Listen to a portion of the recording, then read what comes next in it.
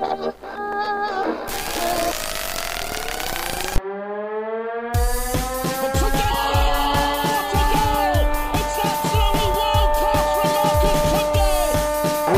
here, a great save. A turner from McClare.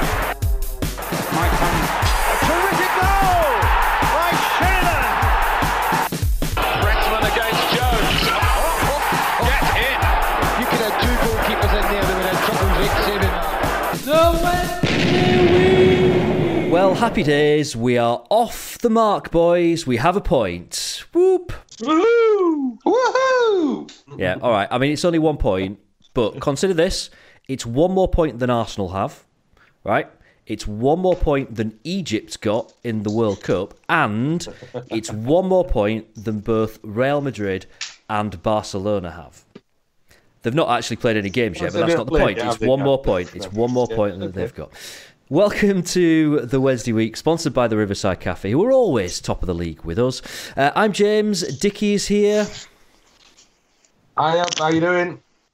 Hey, glad to be back after a week on me jollies. After your holiday, and Eddie's here. Well, I think he's still on holiday. You're just always on holiday, aren't you? Yeah, just permanent holiday, but I'm enjoying it. I'm back home in about 72 hours, so I'll be gracing Hillsborough for the Millwall game, which is a nice way to start the season. Excellent. 2 episodes into the season. And the other 2 have pissed off already, so it's just the 3 of us tonight. Nice, cosy affair. Let's normal services resumed there. Right, let's talk about Hull then. And well, I mean, obviously it wasn't a great opening day of the season a week before, but it was nice to be back at Hillsborough. And Rich, bit of a change in terms of the pre-match setup with the new focus on local music, kind of Sheffield music before the game. Yeah, absolutely. Yeah, it works for me. Yeah, I was. I quite like that. That works for me. I actually stole the idea a little bit for Hallam as well on Sunday, and did my own playlist, which had a bit, not all Sheffield stuff, but I think it's a great idea. Play that kind of stuff. And it was good to see the Heavily Pregnant Brothers on the way out as well. That was quite good. But I think they've been playing that at the Lane for ages, so Big Sean reliably tells me. In terms of the football itself, Eddie, is it fair to call it the Fessy one-man show again? I think so, and it's difficult at the moment because we don't seem to have any other players who are attacking the season in the way that you'd want our key players. You know, I don't think Barry Bannon had his best game. I don't think anybody took the game by the scruff of the neck defensively. And so really Fessy was kind of all we had. I think it was a bad performance by anybody else, but you need people to ignite games. And realistically, Fernando was the only one that seemed to have the ability to do that. For long stretches, we were a lot of perspiration and not much inspiration. And it's worrying in a sense that this early in the season, we don't seem to have any other outlet for for creativity or to change the game that is going to make the opposition change their game plan. Because they sat on Fessy as much as they could. They harassed him. They made it difficult for him. They tried to get under his skin, and we all know that normally leads to bad things happening for us.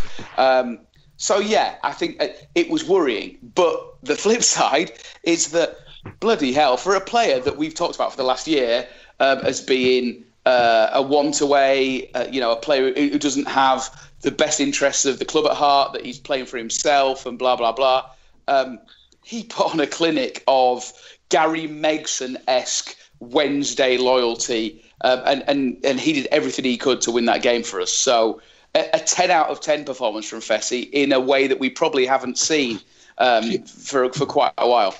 Do you think, I saw him on the pitch before the game, he brought his son out. Do you think now he's become a dad, that this has had some kind of effect on him, that it's kind of, he wants to be somewhere, he's comfortable, settle down a little bit, do you know, that kind of thing? And that might be playing in our favour.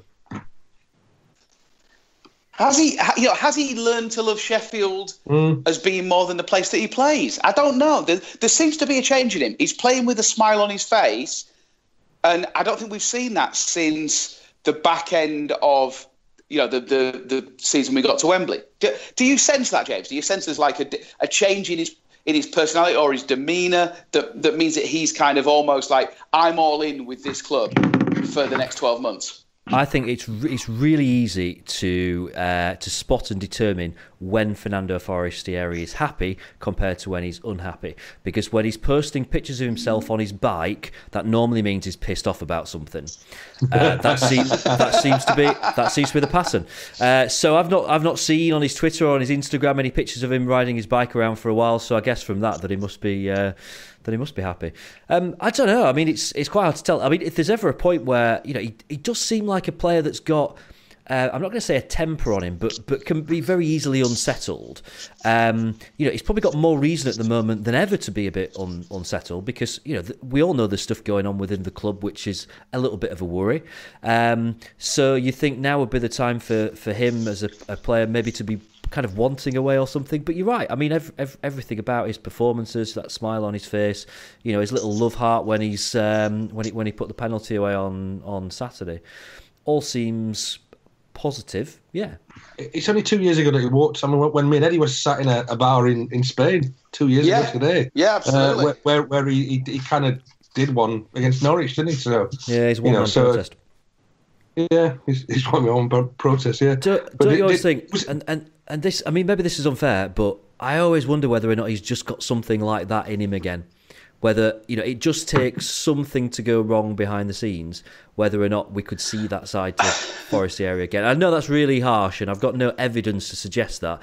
It just still feels to me that, that something like that could happen again. It feels like a little bit like...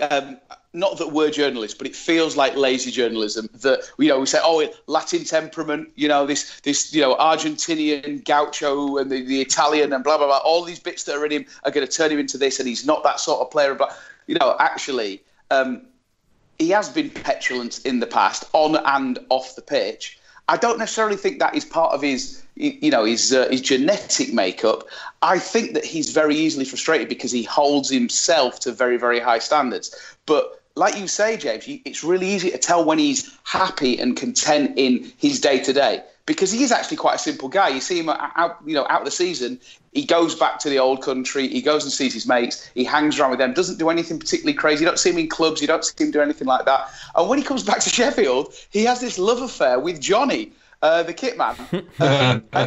And so I wonder, for the value that Fernando brings to the team, should we actually be paying Johnny specifically to keep Fernando on an even keel, because he's clearly a much better player and a much happier person when he has those kind of interfaces with the people that he cares about. And it's flippant because he puts it on his Instagram videos and stuff, but in a very real sense, there's guys that keep him grounded in Sheffield and at this club within this community, and Johnny is the one guy who he obviously loves and cares for so much that he puts him front and center in all of his social media. We should be helping that. It's, it reminds me of Benito Carboni and Paolo Di Canio, and actually having that kind of that structure around them where they could go to Nonna's on Ecclesall Road, on a Saturday morning, Sunday morning, and they have a bit of a support structure. Maybe Fernando was like that, and now he's basically got a mad granddad in Johnny that's going to pick up the slack. Hey, look, Nonna's is about a minute from my house, so if any of the players want to set up some kind of new support network, I'm happy to meet them on a Sunday morning. I'm thinking, who am I thinking? Anyone's more than welcome. Sammy Hutchinson, he can come along. Yeah. Fernando Forestieri is more than welcome, Can we give a few honourable mentions here? Because I do want to mention particularly the performances. I thought Ash Baker had a really good game. I actually thought Cameron Dawson played pretty well. And I know, obviously he conceded a goal, but I thought he made a couple of smart saves as well. And I also want to give a mention here to Jordan Thornley, who I thought when he came on, he looked really composed in a position that, we've not particularly played him in that position all that much. But I thought that he looked quite composed. And what else? I thought that he was maybe unspectacular in terms of going forward, but defensively looked more resolute than a couple of other players that we've played in similar positions.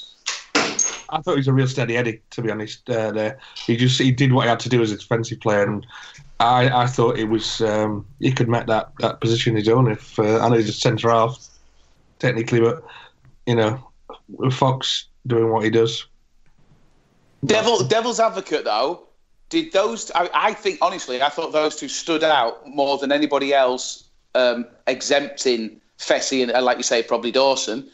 Is that because they were especially good, or exceeding the level we expected from them, or it was because it was such a flat performance for everybody else? I tend towards the former, especially in Ash Baker. I thought he had a fantastic game. He looked every inch the player that we dream that he will grow into. But I think that maybe they came on and they played a game surrounded by players who were meant to be better, more experienced than them, and the fact that they shone, was it because they were playing above themselves, or was it because other players were playing beneath themselves? I honestly thought that he just had a really good game, and I think Ash Baker is probably going to be a very good footballer, and he showed on Saturday basically what he could do. I mean, do you get that thing with a player in their first few games of their career when they are putting everything into it that maybe you don't get from a player who's been around for that bit longer? I don't know, but I think that there's a genuinely good footballer there, and I wonder actually whether or not, and this is, I don't want to be jumping on the bandwagon here. Did he do enough on Saturday to show that he should probably be our first choice for that position, probably above Liam Palmer? Because I think he did. I think he looked very good coming forward and actually looked composed defensively. Yeah, I think he's. I mean, Palmer took a lot of stick against Wigan, didn't he? And I heard the podcast you did last week while I was away, where Palmer was roundly kind of picked on, or whatever what you want to call it. But I think Baker is there for the taking that position for him without doubt. So there's a few positives that we've talked about there. Now, one thing that we have got to touch on, which is not quite as positive, is the long-awaited return of Stephen Fletcher. Now, I'm not necessarily saying he had a bad game here, but how did he not end up on the score sheet? That is match sharpness. Stephen Fletcher, I think you've summed it up. I think he had a very, very good game as a forward. He did really well as a link man. His movement was good. He did everything he needed to do to have chances created, both for him and for other people. I don't think you can fault that. And actually, his fitness was pretty good. I think it was better than we expected, given what Jos was saying, kind of pre-match, etc. There's three misses there that any striker, but certainly a Stephen Fletcher, when he's playing at his peak in terms of fitness and in terms of sharpness, he puts all three of those away. I don't know. I mean, I was really in two minds. I had, of those three misses, so I was watching it on iFollow because obviously I'm here in Spain. Of the three misses, two of them I immediately stood up and hurled abuse at the TV and said that you cannot miss those. They're gilt-edged chances. Blah blah blah. The other one, I thought it was the last one, the final one of the three. I thought was a 50-50. It was a good chance, and a striker really on form might have made the move a little bit different and managed to get it back across a bit better. But looking back at them all, and I have done for tonight, I don't think any of them were gilt-edged chances, and I think they can all be explained by the fact that he is very, very out of practice. And he was asked to do a job in the absence of a player who is in white-hot form. So, would Atinúu have created the same chances that Fletch did. I don't know. I actually think the rest of his game was really, really encouraging. But would Atinu have finished all three of those? Yeah, I think he would have taken that match ball. Yeah, and I tell you what, if Atinu had missed all three of those, he'd have been absolutely crucified by Wednesday. Absolutely. So there's that first one you clean through on goal. You've got to score that. You're a striker. You've got to score when you're 1-on-1 with the keeper. You really have. It was a fantastic. You've got to put those headers away. This is a guy that is really should be one of the best in this league at this level. In the air, in terms of, there was no one with him. He's got to bury that. He's got to bury it. But when did he last play at that pace in a game that mattered? It has been so long. But does it? You can't just. He shouldn't have been picked if he wasn't ready. He shouldn't have been picked. No, I know. But come on, it's got nothing to do with match fit. When you're clear 1-on-1 on goal, there was no defender. There was no one near him. No, he's sharp. That doesn't matter. That shouldn't make any difference. That's a brain thing. That's got nothing to do with your match fitness. That's your brain. James, you could say it's muscle memory. You could say that it's not about fitness. It's about sharpness. It is about being exactly where you want to be in order to take that shot or to power that header. He's not there right now because he hasn't played competitive football in so long. And look, I've not done it any more than you have. So it's stupid me chewing you out for it and saying you're wrong here. But neither of us can say that we know the difference between even playing under 23s and playing in a full-blooded game with 25,000 fans there, etc. He wasn't at the races as far as the finish was concerned because he lacks match sharpness. That will come. He shouldn't have been in there playing if he wasn't ready. And I think he was thrown in because we really didn't have any other option.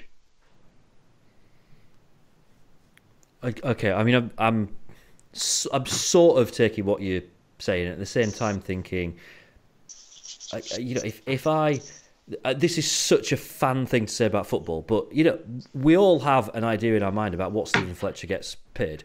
When you're through 1-on-1 on goal and you're getting that kind of wage, you've got to do your job. You've got to stick the ball in the back of the net. And maybe that's harsh. God. But maybe I'm feeling harsh. But that's because I know that next I've got to talk about our defence. Right, okay, tee off on them. Tee off on them. I've got nothing to say positive to defend them. Maybe what we should do is play Stephen Fletcher in defence. Maybe that's the answer. Stephen Fletcher and Atinu at centre-half might just be the answer. In all seriousness, remember over the course of the last 3 seasons, when they were struggling in front of goal, both Atinu and Lucas João, some of their most impressive performances were defending corners, defending free kicks. They would be impervious. You could not get the ball past them if they were in their own 6-yard box. So yeah, maybe let's give Fletcher an out in that back three. Well, I mean, it's the one thing that we all said needs to happen did happen, and that was Sam Hutchinson playing in defence. Yeah, absolutely. And actually, there was a point where they seemed to get their shit together, but for a good 15, 20, 25 minutes of that game, it just looked like complete chaos again. And this is beginning to become a real worry for me now, because why that defence cannot organise itself, or why there isn't anyone that is stepping up to the mark and organising it, or it's taking so long into a game. Basically, we've got to go 1-0 down before the defence actually gets itself sorted out. And that is a concern. I think you said it last week, didn't you, James, on the podcast when I listened back about we're missing a leader at the back there, somebody to shout to organise it. And is Hutch that man? It didn't look like it was on Saturday. He didn't look like he got there and got hold of people. He just needs... I said it. I called it halfway through the first half. We need a Mick Lyons. We absolutely need a Mick Lyons at the back there to sort them out. Yeah, or a Lee Bullen, or a Nigel Pearson. It's that kind of personality. But one of the things, you know me. I don't show off. I don't like to drop names. But I was talking to Lee. I was talking to Lee Dixon about a year ago, and he was saying that the reason the Arsenal back four was so well drilled, etc., was that they played, in the same formation with the same instructions week in and week out and week in and week out. And he said that any change to that would take 15 to 20 games until he felt confident enough that they had the understanding, etc. You know, we're right at the start of that process. I don't think you can build that understanding, especially with a young goalkeeper behind you, and whether it is Dawson or Wildsmith, it's a young, inexperienced goalkeeper. We need shield there, and if you don't have the understanding yet, the minimum requirement you need is an absolute thunder cunt to be there and keep everyone in line. You know, and Glenn Loovens did that. He's the nicest guy in the world, but he was a bastard on the pitch, and he kept everyone in line. And you know, we can go all the way back through all those Wednesday teams where we had a decent defensive back line, and they always had a guy who would sort it, a captain, a leader. Hutch is that sort of personality, but the three-man back line needs to be built around him if that's going to be his role. Because Tom Lees is never going to be that player. Yeah. Daniel Poodle is never going to be that player. So we need to fill that gap, or we need to find a different way to organise our defence. Yeah, I think Hutch is our only answer on that. There's nobody else that fits that bill that we've got currently. Yeah. Yeah. That in itself's a worry, isn't it? Because what are the chances of Hutch making it right through the season unscathed? You know, we know the evidence there isn't great. And if we actually pin our hopes on, right, we organise our defence around the leadership skills of Sam Hutchinson, when he's out of that equation, does that mean we've got to score 3 or 4 goals in a game if we're going to have a chance of winning it? Because that's kind of how it feels at the moment. Like, there's no, we're going to have to score at least 2 in a game to stand a chance of winning it as things stand, because I can't. Absolutely. I struggle to see us getting through a game. You know, I am bricking it about Brentford on Sunday. I mean, we'll talk about it later, but seeing some of the moves that they've put together so far this season, if they're on form against us on Sunday, they will absolutely carve us to pieces. We've not even played a good team yet, and that, you know, I'm not being disrespectful to Wigan in saying that, and not about Hull, but they were both average teams, and you know, together they've put 4 goals past us. I mean, you know, this is something we have to sort this out, and Jos managed to do it at the start of the year when we were in a similar situation. We were leaking goals left, right, and centre. He went back to basics and he just taught them how to defend again. We need that to happen now. Right now, because we can't continue giving away silly goals. And we got away with it a little bit on Saturday, because another team could have absolutely carved us to bits in that first 15-20 minutes before we seemed to just about get into some kind of a pattern. And there's various, you can point your finger at a few different people, because I thought Fox looked completely anonymous. He looked like he actually gave up. You know, a couple of people that I know that sit on the South Stand say he wasn't injured. He just thought, I've screwed. I'm out this. I'm out of here. And he more or less substituted himself, because he just knew this. That's it. So I mean, I don't know. It's all it all feels a little bit of a mess there. But let's summarise this one all together. 1-1. Rich, do you reckon that was a fair result? I think so, yeah. I think the way I talked about it on Saturday night was rubbish first half and then a half-decent second half. And that's what we've come to expect from Wednesday, isn't it? Only one half of football, one decent half of football. We don't get a full game these days. So the transfer window then is now officially closed. Well, I say transfer window's closed. It's all a bit weird in terms of the fact that you can still do loan deals with a view to a permanent transfer. So it's kind of the transfer deadline day and then kind of not. No great surprise, there were no incomings at Hillsborough, but perhaps more of a surprise was that there was no outgoings. Eddie, were you surprised not to see any players leaving? And I mean, do you reckon that we're kind of out of the woods in that respect? How do you think the loan window now is going to unfold for us? Obviously, it's going to be dictated by exactly where we stand as far as PNS is concerned. And there's an excellent podcast that you should listen to if you want to understand that in more granular detail. There is obviously the chance that there are players like Kieran Westwood. I know everyone's talking Kieran Westwood as far as is concerned, but he's a great example of a player that has value in terms of his salary and value in terms of potential loan fee. So you could apply that to various players in our squad, but it would not surprise me to see a player or players leaving in order to satisfy the requirements as far as profit and sustainability is concerned. However, if I was a betting man, I think that we are probably going to kind of stick with what we've got. I think it's unlikely that we'll get any players in on loan because I don't think we've got the bandwidth to do that. However, if we have a choice, I would sacrifice one or two sacred cows in order to get the players that we've just talked about, the sort of players that we need to shore up the defence and make sure that we can reasonably expect to keep the odd clean sheet.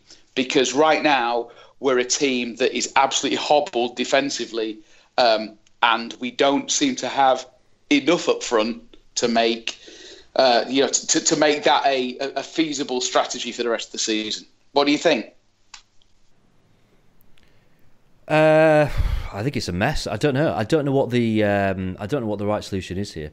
You're right in terms of the fact. Obviously, we did another financial fair play pod on Sunday where we kind of touched on the simple fact is we have got to sell players. There really isn't. We either A, get promoted, B, somehow manage to force a change in the rules, or C, we have to sell players. And it's just a worry, isn't it, when players are obviously losing value all the time. If we even want to consider bringing players in, and it does feel like it needs something, that defence feels like it needs something. We're miles off that at the moment, aren't we? I don't know. I honestly, I don't know whether or not I can see anything happening now at all before the end of the month. It wouldn't surprise me if we just stick as we are. There seems to be a few teams around us bringing the loans with a view to a permanent in January. I think our neighbours have done that, haven't they? But I don't. Yeah. I think we're going with what we got. Yeah. Honestly, I think we're almost rolling the dice on Ash Baker and Jordan Thornley becoming, Kyle Norton and Kyle Walker in the space of 6 months, aren't we? Yeah, and there's some good signs there, but it's just as we learnt last season, it's a bit tricky, isn't it, to be pinning your hopes on any one good player in any one position. But that is the situation that we're in. We aren't going to have absolutely a thorough lineup of cover for every position this season. We just aren't. It's just impossible. It's difficult to see when that transfer embargo is going to be lifted. I don't think it'll be before the end of this month, because if we've not done enough so far to satisfy the EFL, it's hard to see what we are likely to do, considering the quite clear stubbornness of the hierarchy of the club when it comes to selling our best players. So I don't know. I think the worry is, for me, is like these kids that that we're relying on now. I don't want them to burn out. I don't want to put too much pressure on them. All right, Man United got away with it once a long time ago. Kids won't win you the league, but there we go. But I'm not sure we can do that at all. But do you think Alan Hansen's listening to us right now? Absolutely. If so, in your face, Alan. I think Alan Hansen is sort of known to an acquaintance of the podcast who saw him at a party of some description and asked him to record a little message for the Wednesday Week podcast. He politely declined. So he is definitely not friend of the podcast. Obviously, we touched on this last week. The financial situation was talked about a lot at the fans forum. Another thing that was talked about, which Eddie, you touched on a little bit last week, was this likely kind of or potential secondary membership package, which was finally confirmed this week. And actually what they've done is a better package, really, in terms for the fan than what was hinted at the fans forum itself. Yeah, and you know what, it's a PR win, but it's probably 60% of the PR win that they could have had if they'd have managed this entire thing correctly. But on the plus side, actually, that £50 membership, if that was the whole membership, if that was the entire option for members, I think most Wednesday fans would go, yeah, that'll do. That's not bad. We get £5 off a game. There's a little bit of discount in the club shop for some stuff that we probably, may or may not take advantage of. And there's priority as far as tickets are concerned for some key matches. And let's not get ahead of ourselves and start talking about playoffs, etc. So yeah, I think it's a really fair offer. I think it represents a good offer, and I think what it does show is that the club is listening to the feedback from the fans. It's just a little bit unfortunate that that listening has come before, after the fact that they've launched something that was so badly received. It might have worked better to have gone to the steering group and come up with a plan, or at least a way of selling the plan that was PR bulletproof, if you will. Another little kind of positive bit of news from the club this week, which is actually something that we all give a bit of stick to, and that is the club shop. Now, they've started stocking some stuff made by kind of external third-party companies, and ones that actually, certainly one that I've bought from before is Goo Designs. S6 Clothing are kind of friends of the podcast, who now both have stuff that's stocked for sale in the megastore, which I think is a really good step forward and actually ticks a lot of boxes, because the local companies, really good that the club are getting behind them, supporting them, and actually getting stuff into the shop that's got a bit of desirability to it, because we all have a bit of a whinge, don't we, about the fact that you go wanting to buy a present for your dad, and what should happen is that you end up leaving with 10 things that you didn't expect to buy, and actually you come out empty-handed because there isn't anything in that you want. So a good step forward. I do a little bit of work with Matt at Goo. I know how kind of proud he is, because he is a massive Wednesday fan, how proud he is that his gear is in the shop. And he's been constantly sending me images over the last few days with stock in there and the stock getting towards there. So you might have seen it on the social media, but he's really chuffed about it being in there and really, really proud. But he's had to tip the balance to start doing some United stuff this week, which is I think he's like redressing the balance a little bit. But a lot of credit for this has to go to Rob Cox at Wednesday. He's the executive chef, which sounds a bit nuts, but he's got a lot of kind of influence. Go on, say fingers in different pies. Go on, do it. Influence was the word I was going to use. He's not, as far as I know, Cox, he's not fingering any pies, but there we go. He's done a lot of the groundwork with Matt at Goo, and I assume S6 as well. But credit to Coxie for that. It's a huge thing, actually, and it kind of harks back to new friend of the podcast, Lee Strafford's vision for Wednesday, which was to really involve the community. No, seriously, I'm laughing, but to really involve the community, and stuff like that is absolutely huge. You've got the likes of Goo, of S6. There's the Terrace as well that do a lot of it's general football league stuff, but it's based in Sheffield. There's lots of Sheffield Wednesday stuff related, as well as the stuff from over the city, which is fine. But it's local businesses that are getting involved, and their passion, but also their connection with the fans. They're creating stuff that is light years ahead of what is being churned out through the official channels. Yeah, we all like to have let's say a beach towel with the club crest on, and that's fine. The club can do that, and that's great. But actually, you see some of the designs that are out there for other beach towels, and I'm talking about this because obviously I'm on holiday and I've looked at this. There are all kinds of different stuff that's out there, and it kind of harks back a little bit to the market stall ethos of the past, where you'd buy all kinds of dodgy, unofficial stuff, etc. But the things that are coming through now, and that the club is seeing the value in, are artistic, design-led interpretations of what it is to be a Wednesday fan, that are credible. It's not just to wear on match day. These are things that you can, stuff that you can wear from day to day to day that demonstrate that you're part of the Wednesday family, but do so in a way that is more than just wearing the blue and white stripes, which a lot of Wednesday fans, and I'm not one of them, because I proudly wear my stupid sausage arm shirt that I've paid God knows how much for over the years. I love the fact that people can to demonstrate the fact they're Wednesday fans, without it being kind of, they might regard it as twee or chavvy or whatever it is that they don't like about wearing a replica kit. They can go to somewhere like the East Bank Gentlemen's Club and, get a T-shirt that just shows an owl,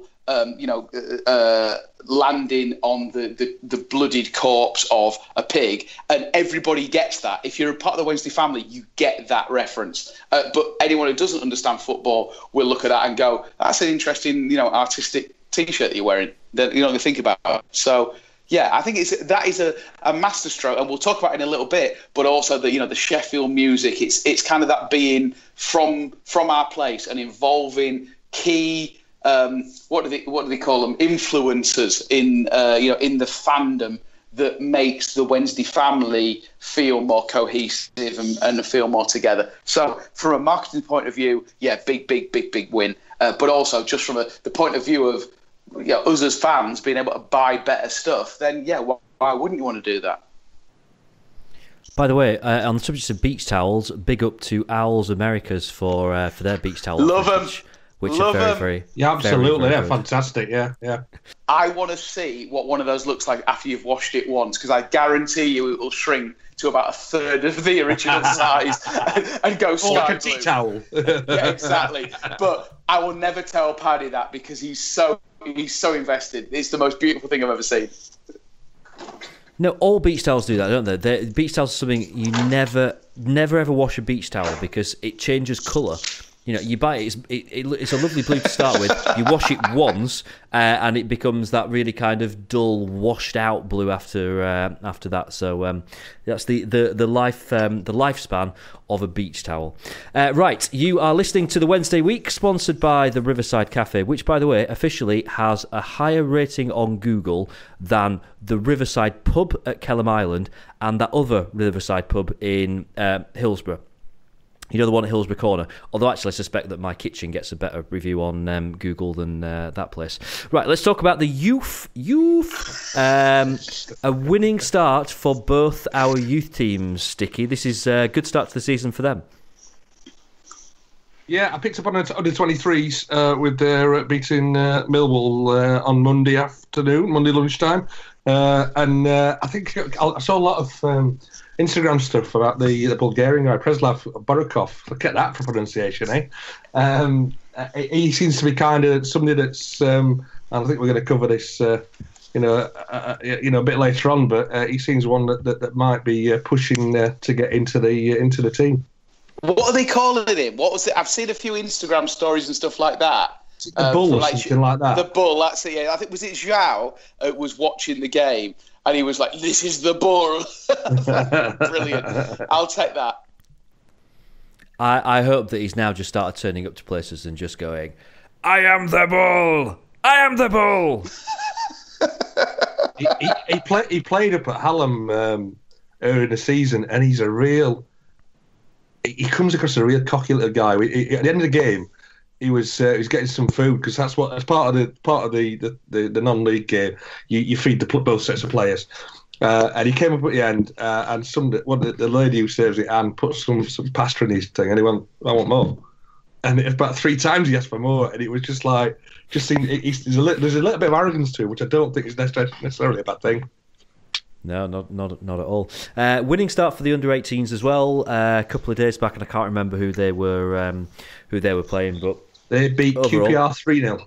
QPR 3-0. So a good start to the season for both of the academy teams, which is good. I'm going to give a special mention here as well to, this is non-football related, and I apologise for going off on non-football related stuff, but well done to the Wednesday Cricket Club, who were promoted to the midweek Premier League last Wednesday. So I think, our cricketers probably doing better than our football first team at the moment, but big well done to them. And they've had Sean and his insane success over the last few seasons. I think they've been promoted. It's like every year for the last 6 or 7 seasons now. They've had a successive promotion.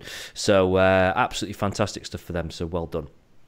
Back to football then. We've got 2 games to talk about, and this is a bit weird actually because obviously we are recording this on a Tuesday evening, which we normally do, and normally when we say we've got 2 games, one of them is on Saturday and one of them is on Tuesday, but this week one's on Thursday and then one's on Sunday.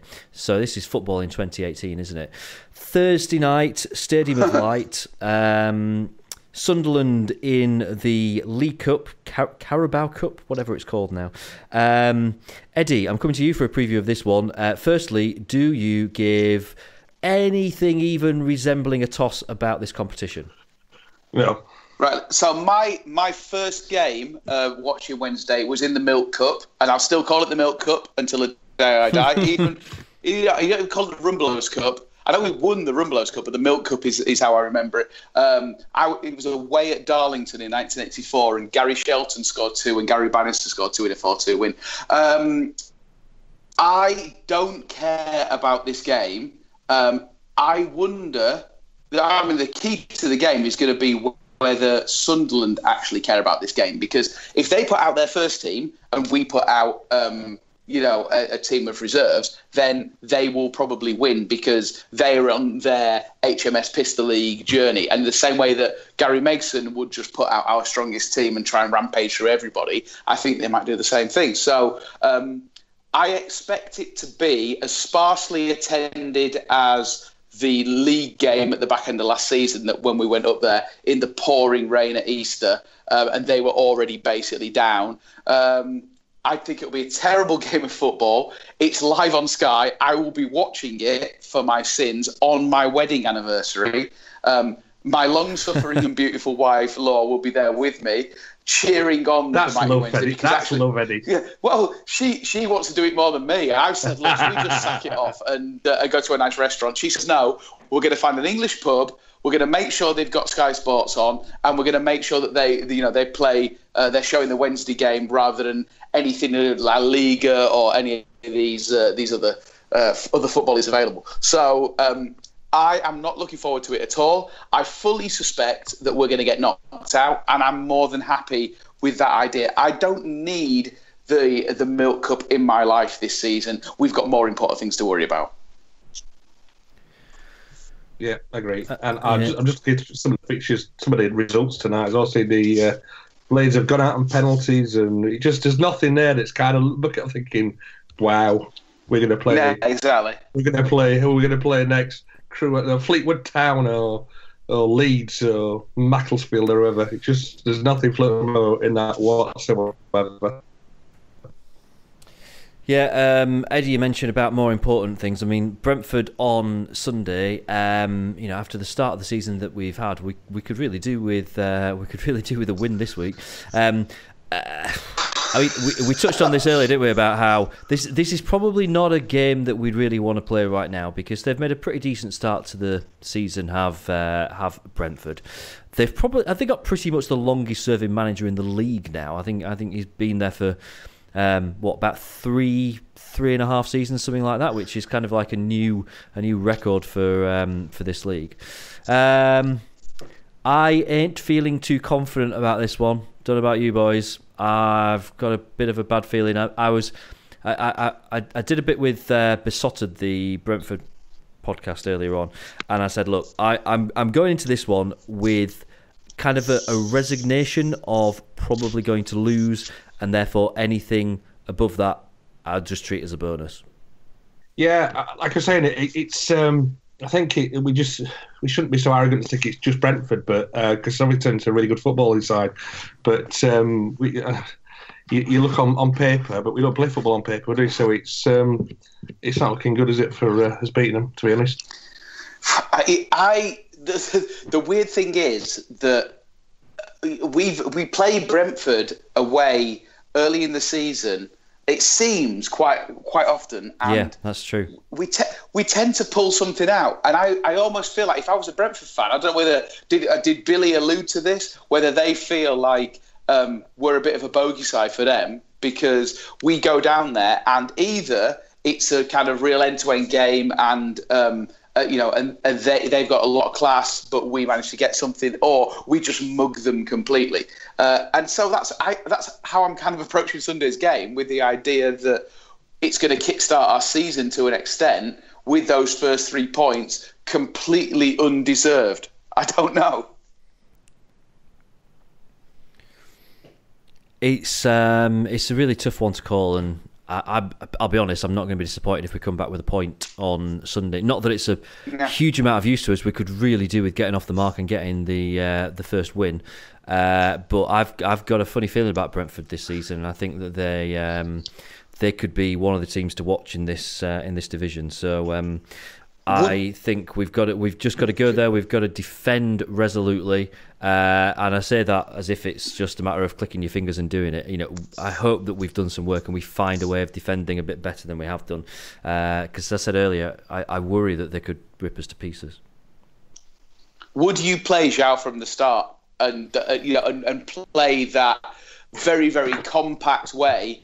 And give João, just like a little terrier, and just get him catching on to any clearances, anything like that. Play balls early and get them turned like that, because that seems to be the way that we've kind of made hay in the last couple of years in Brentford, both home and away. To be fair, yeah. We've been down there and he's done it before, hasn't he? Well, yeah, like that, obviously last minute, yeah.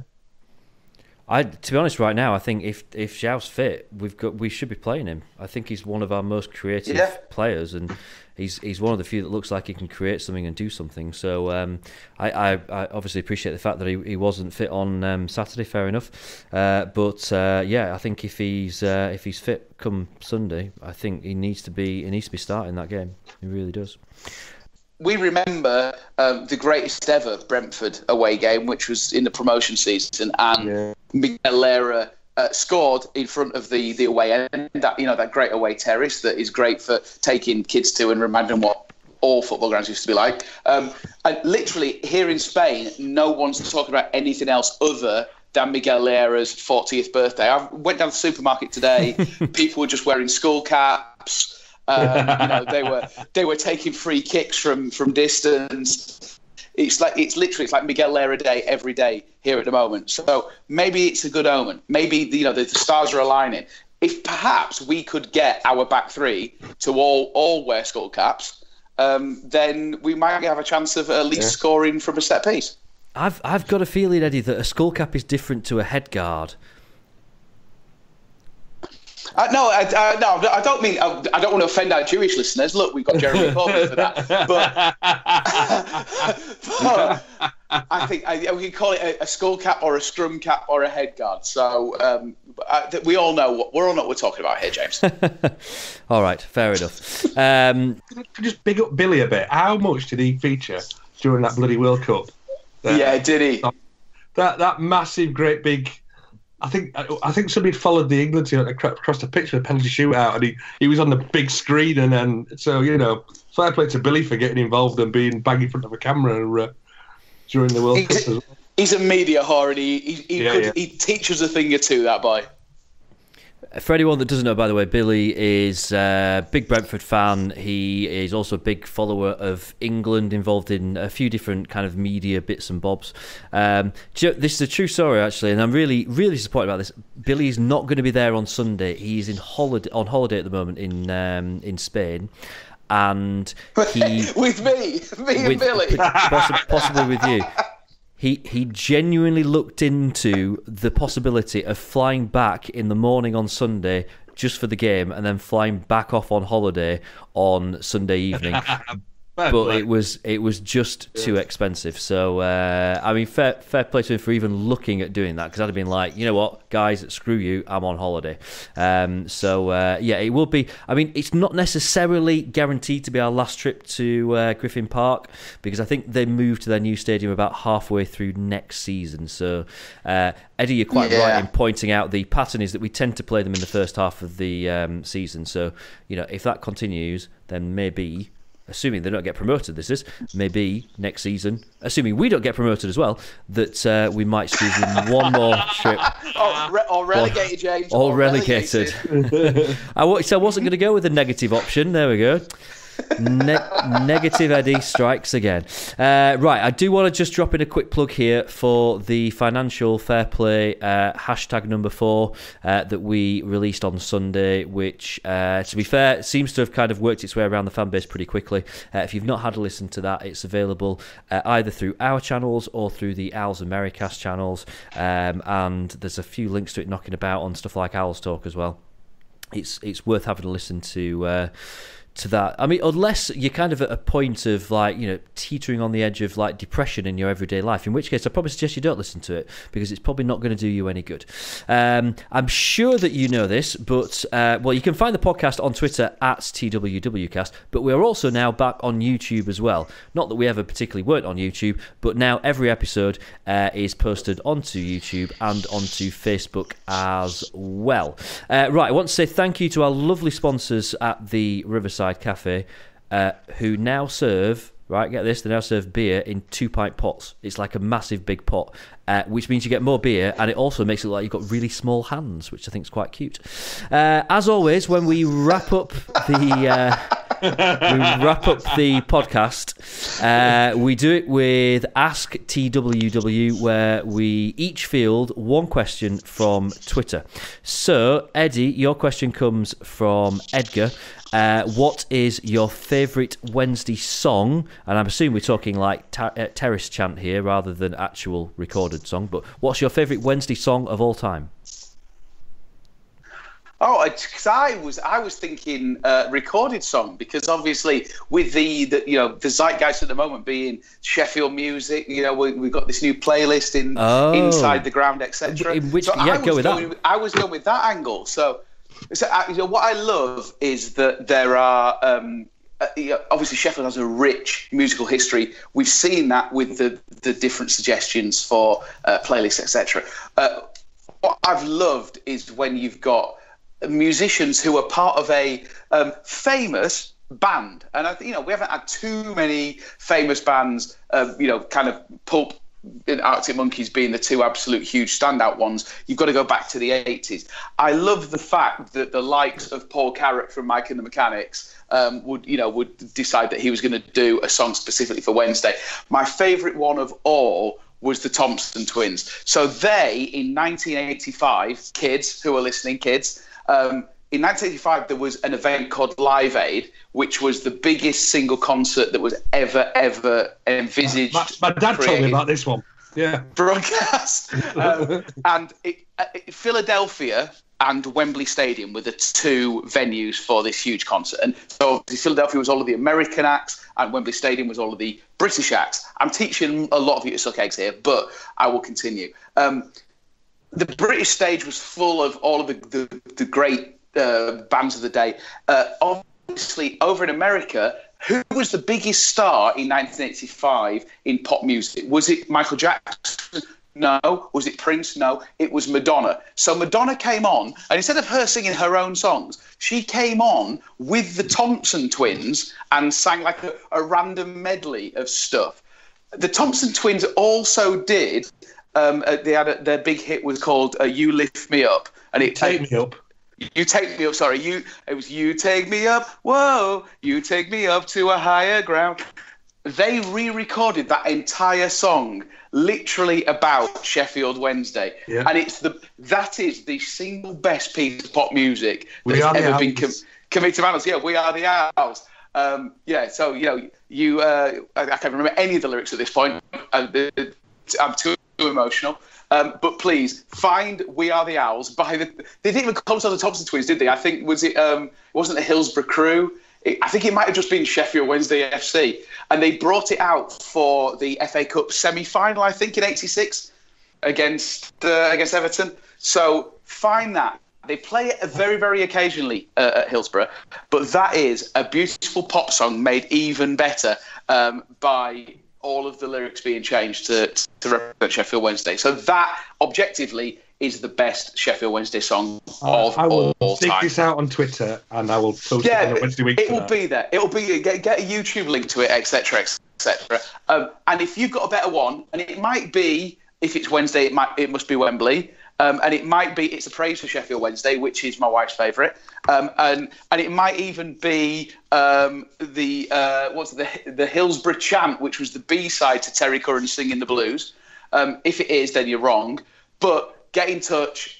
Give me your view on what is the single greatest recording of Sheffield Wednesday fandom at Sausage Arms on Twitter. What I haven't told you guys is that I'm throwing you in a bonus question as well, because there's only 3 of us, so I had some spare questions. So this is, there's no long answers to this. This is just simple quick fire. So your bonus question, Eddie, comes from Raella on Twitter. Does Hutch look a bit like Ian Botham? And if so, is the Hutch crush off? No, he doesn't. But if he did, the Hutch crush would be even more so. But only if he walked from John O'Groats to Land's End, for sick kids. Fair dues. Right. Dickie, your question comes from James Chapman. You touched on this earlier. Should we, or how long before we should blood Boroklov from the under-23s into the first team? I don't think I pronounced his name right there, but I need to work on that one. Yeah, I think there's a lot of hype, isn't there, as we were saying on Instagram, etc., from the senior players, and everybody else. But I think he should be. I presume he's already training with the first team squad anyway, with the 23s. I guess should he be? I think he's going to be pushing soon, but again, it's one that we should ease in and not make him our new George Hurst, as I think I've seen banded somewhere around already. It's let's just have him as Preslav, and out on his own merits. And he does seem a good player. Like I said, I saw him play up at Hallam. When he played up there and he scored that evening, and looks a good player. So I don't think he's ready yet, but I think this season he'll definitely come into the squad and maybe even make his debut. Bonus question for you, Dickie, from the one and only Aussie Owl: steak and ale or meat and potato? Oh, steak and ale. Yes, correct. Good choice. I'm fielding a question that comes from Adam Thompson. I loved this question when I saw it. What is Morgan Fox's spirit animal? Adam thinks that he's he described him as the silly little sloth from Ice Age, who, by the way, is called Sid. Nothing silly about Sid the sloth, I can tell you, Adam. No, he's a leech. He is a leech. EO from the Disney films. Oh, that's harsh. Yeah, but so Timo and or Pumbaa from The Lion King. Either of those. My bonus question comes from Owls Talk. Does the current off-field woes at Sheffield Wednesday compare to when JLS split up? Well, look, maybe a bit, but it's... That was almost a question from that. Almost. Yeah, no, yeah. It's not like we only get one shot and the heart of Sheffield Wednesday will beat again. In fact, you could say the club is alive. Don't do this, James.